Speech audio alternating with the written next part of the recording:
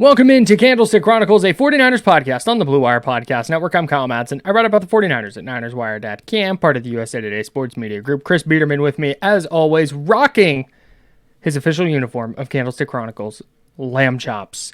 Before you dive in, Chris, I rocked my lamb chops chain and my lamb chops jacket to a concert last night, and I got to tell you, a lot of compliments. A lot of people were like, "Damn, looks great." It's like, thank you so much. I think it's my color. It's a light blue, and that's really, I think that pops for me. That's the mechanic's jacket, right? Yeah. Yeah, I almost wore it, and then because I went to a concert last night also. Not the same concert that you went to. Correct. Very different concerts. Very extremely different concerts. But yeah, I have not worn it yet. I'm waiting for that special moment, maybe opening night. For the Sacramento Kings, whenever that schedule comes out, that's going to be a big night. Oh, huge! So that might be the best time for the Lamb Chops mechanics jacket that we know and love. But yeah, wearing the T-shirt right now. I think this is the first ever item of Lamb Chops clothing that I've ever worn. Got this a couple years ago, and it still fits really well. Obviously, high quality clothing, looks good, feels good. Just everything you want in a T-shirt. In mesh shorts, sweat shorts, joggers, hoodies, chains, as you mentioned. So go to sglambchops.com, promo code Candlestick20 to get 20% off your first purchase. Follow them at sglambchops on Instagram. Check out all their drops. The new summer drop is out, and I'm really hoping to acquire some shortly. Not that I need any more Lamb Chops clothing. It's just purely a want thing at this point. But Craig, I know you're listening. Hook us up, man. That would be great. So yeah, check out Lamb Chops, sglambchops.com, promo code Candlestick20. All right, we're continuing our 49ers training camp previews. Only a couple positions left. We are going to dive into the running back room next. Let's go.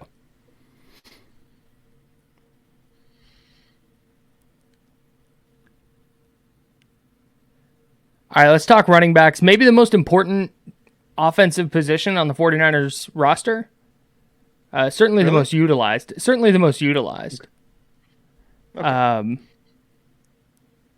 That was wild. That was a wild take. That was an insane take. I don't know why I said it. That was crazy.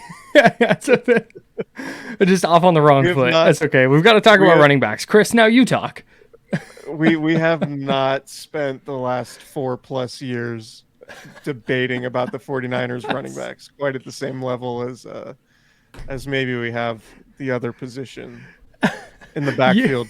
But listen. That's why real quick. People who want a podcast, have an opening line. Have something you're going to say. Just you don't have to script the show. Script your opening line. Script the first play. That's okay. Because sometimes you'll go, hey, running back's the most important position on the roster. But listen, you're not wrong in saying that running back is a very important position. It might be more important to the 49ers than maybe 95% of the other teams in the league. Thank you for articulating that better. It's their run first team. This is Kyle Shanahan's baby. The running game, it sets up everything they want to do. So it's an important position. Probably not as important as quarterback, but it's way up there. Left tackle, wide receiver is pretty important for him. Sure. Of all the positions on the field, running back is definitely one of them. So. I couldn't agree more.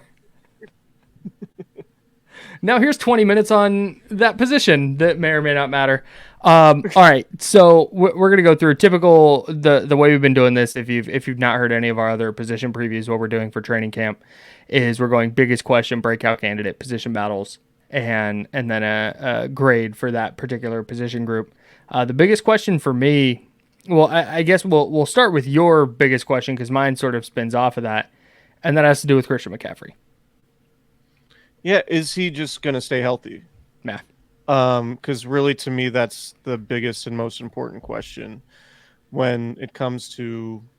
I mean, Christian McCaffrey won Offensive Player of the Year. He was an All-Pro, Pro Bowler last year. 1,400 rushing yards, 564 receiving yards, 21 total touchdowns to lead the league. Led the league in touches, total yards, and touchdowns. And only appeared in 16 out of 17 games. The thing is, when the 49ers traded for Christian McCaffrey, obviously in 2022, they did so knowing that he had missed some substantial time in 2020 and 2021. In 2020, he only played in 3 games. In 2021, he only played in 7. So there were legitimate questions about Christian McCaffrey's health status going into, the latter stages of his 20s and his early 30s. And would it be a bad trade for the 49ers if Christian McCaffrey were to come and not play in every single game? Well, since acquiring him, he's basically played in every single game but one, and it was a meaningless game last year. I believe he had a calf or an ankle injury. I can't remember which one it was in week 18 last year. But the biggest question for me is purely based on, Christian McCaffrey's health, because we know how effective the 49ers offense is with him. And we know that, the 49ers offense has been good in the past without Christian McCaffrey, but it is clearly on a different level. And our buddy Nick Wagner wrote a story going back to the 2022 season, making the case using the splits, saying that, Christian McCaffrey might be one of the best in-season trade acquisitions of all time, based purely on how much the 49ers offense improved after getting him. So for me, the biggest question here, it's not about, how good is Christian McCaffrey? It's about, is he available? And, if he is available, that you're going to have a chance at fielding one of the best offenses in the league. Couldn't agree more. My question kind of spins off of that, because help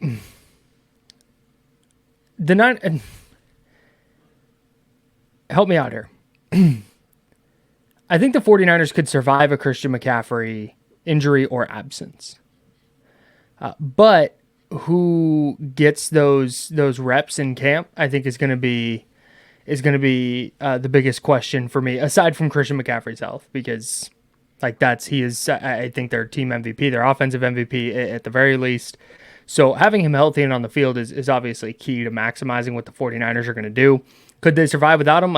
I think they could figure out how to score points without Christian McCaffrey. Offense wouldn't be as good, but I trust Kyle Shanahan to devise a running game.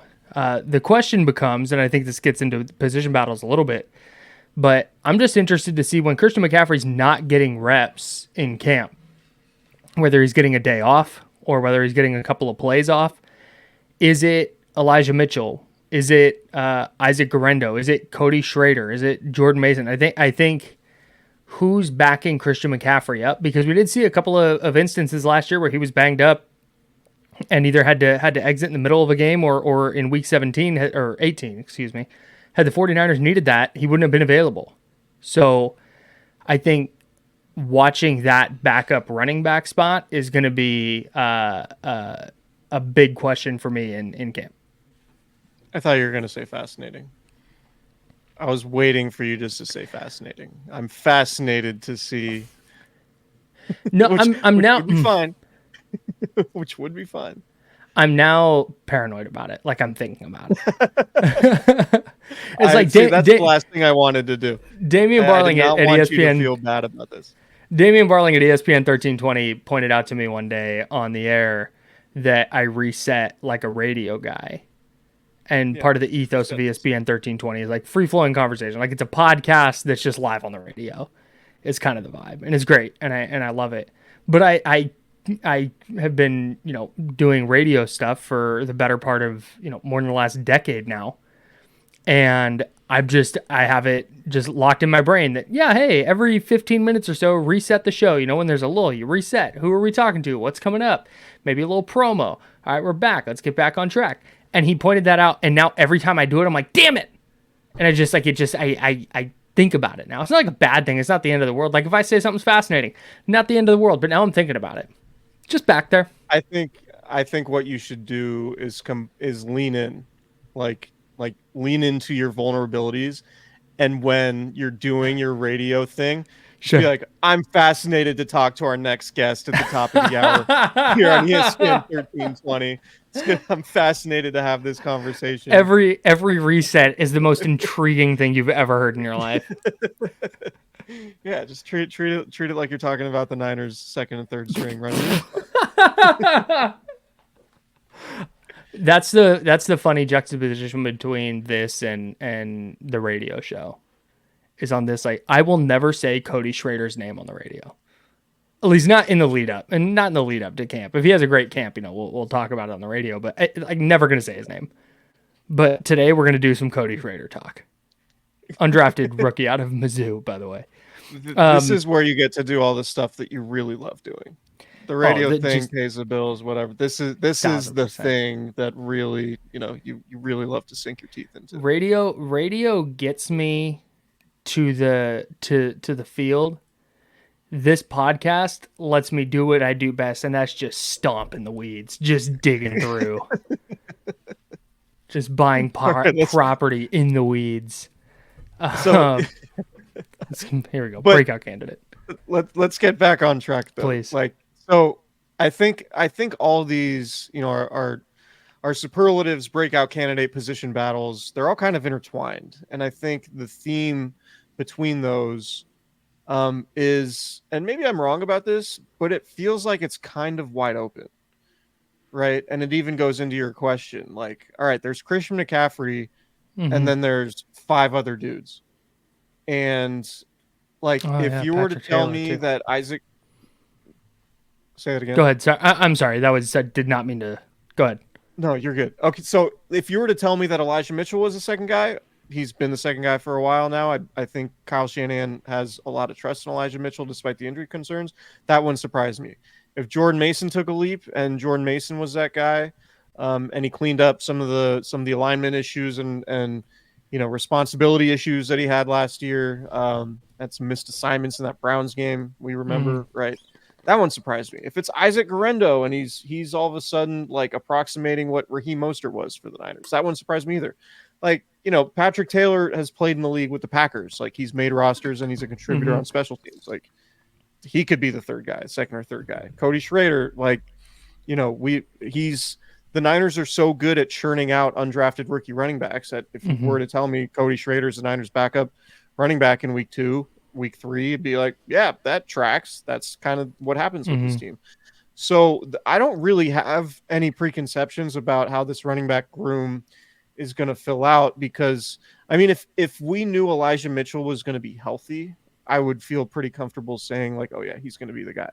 But he's had so many knee issues over the years now and durability concerns that it's just impossible to just guarantee his availability. Like he's the type of guy like, oh, Elijah Mitchell, like, hurt himself in practice and he's going to miss 2 weeks of training camp. Like that would be a very normal thing that surprises nobody, right? And that's no disrespect to Elijah Mitchell. It's just life as a running back, a physical, undersized running back. But like all these other guys feel like they all have an opportunity. They all have the same opportunity, which is to get carries. And if Elijah Mitchell's not available, then they could, conceivably have a pretty substantial role in this offense. So Christian McCaffrey is going to play, 90-95% of the snaps, whatever it is, if he's healthy.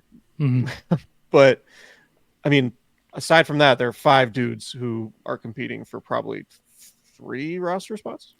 Yeah, that's kind of what I've been going with. It wouldn't shock me at all. I'd be a little surprised, not shocked, but definitely surprised if Elijah Mitchell winds up being the odd man out. He's had so many injury problems. If one of those things happens that you just said, if Jordan Mason takes a leap, or if Isaac Guerrero steps in day one and gives them 70% of what Raheem Mostert was giving them as the RB2, where Jordan Mason is contributing on special teams, maybe it's Cody Schrader or Patrick Taylor, and they're contributing on special teams.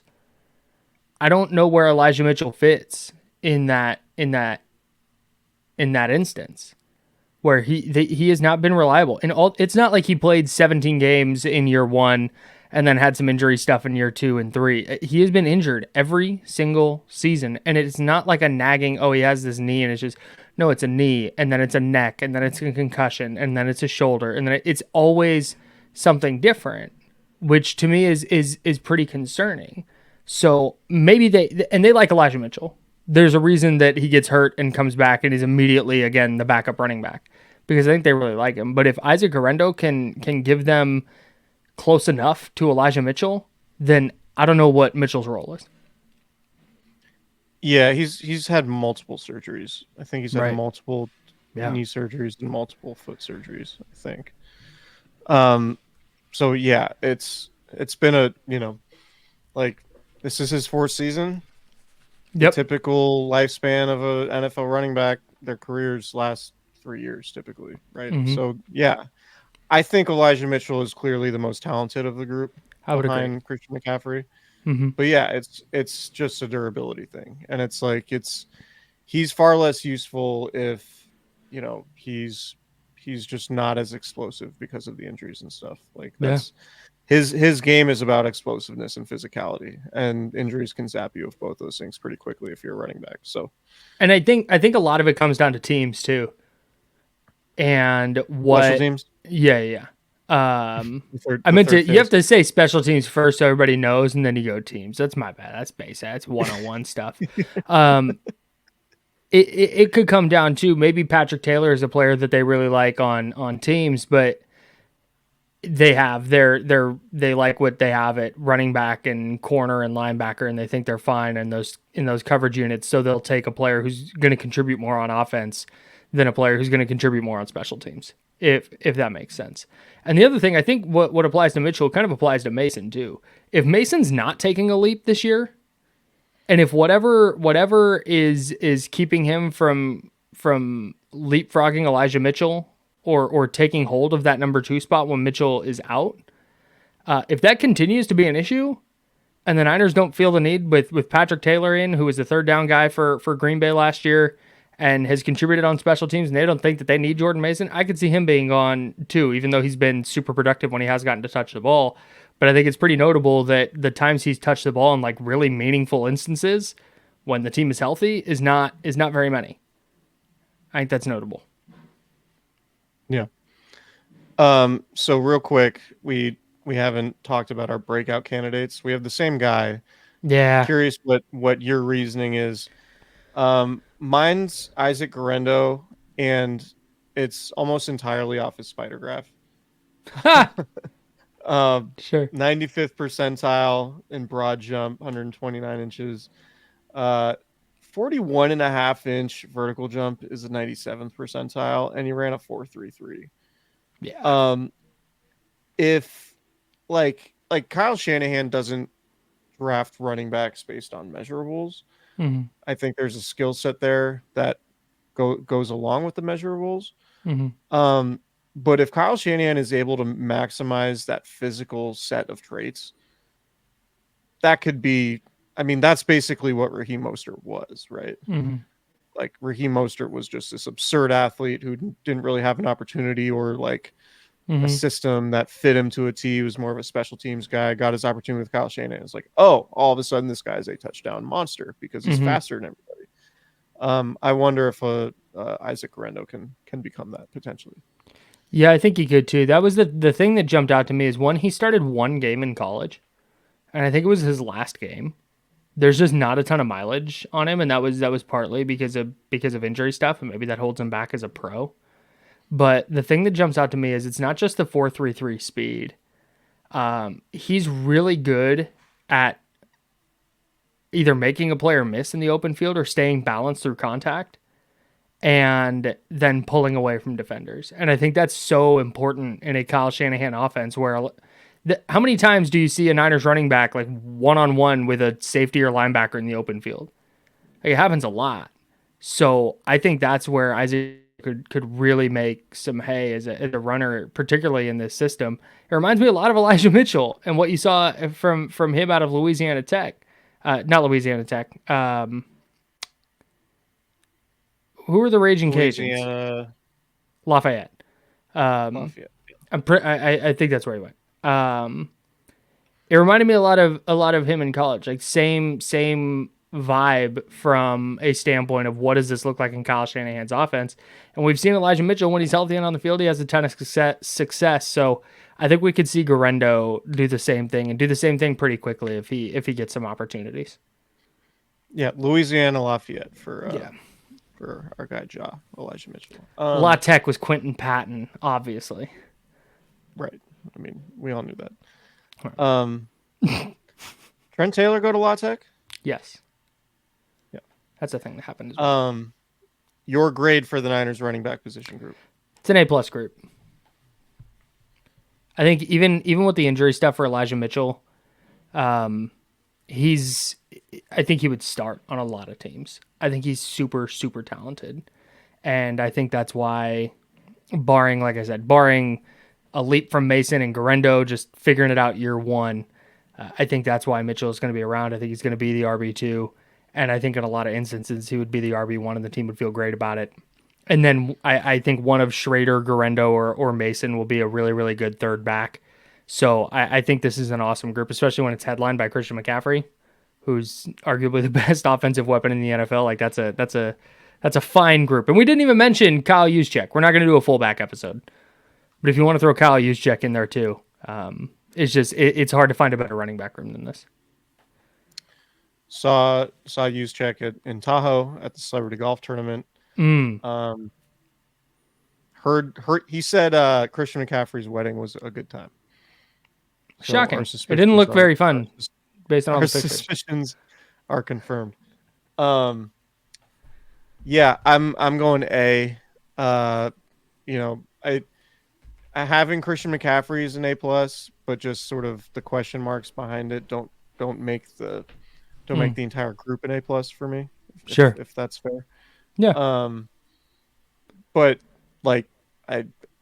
if you told me that NFL executives were polled and 22 GMs said the Niners had the best group in the NFL just because of Christian McCaffrey, I'd be like, yeah, that tracks. Yeah, that's fair. Do want to reiterate, Christian McCaffrey probably shouldn't be taken for granted, and if he continues to stay healthy, is probably a Hall of Fame player, right? Yeah, I think at this point, 1,000 season, offensive player of the year, couple Pro Bowls, some All Pros. Yeah, like if he does, like 2 more, probably 3 more years like this, I think he's in. And he's still kind of in this realm. 27. Yeah, he's had a really good career. He's going into year 8. He led the league in rushing last year. He has 4 1,000-yard rushing seasons.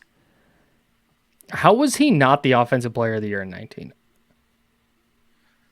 Who did win it? I'm trying to remember. Let me check. Was it Tyreek? Lamar Jackson? Oh no, I'm sorry, that's wrong. He was the unanimous MVP. Yeah, he was second in offensive player of the year. Michael Thomas from The Ohio State University was the offensive player of the year that year. 149 catches, 1,725 yards, and 9 tutties. Hasn't had a catch since. That's not true, but still. All right. We will talk to you guys later in the week, unless you have something else you want to discuss. Yeah, I'm trying to get how many. 56, 90. He has 95 catches in 4 seasons since then. Tough. Yeah, it's been tough. I think some ankle injuries. Yeah. If memory serves. Yeah. All right. Anyway, shout out Michael Thomas. That's it for the most important position on the 49ers roster. We did it. Give you 20 good minutes.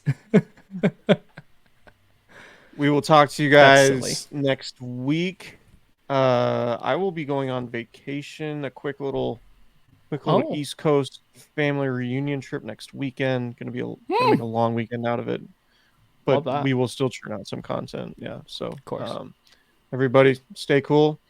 Enjoy your Lamb Chops clothing that you're surely going to hustle over to sglambchops.com to go buy. Correct. And we will talk to you guys next week. See ya. Bye.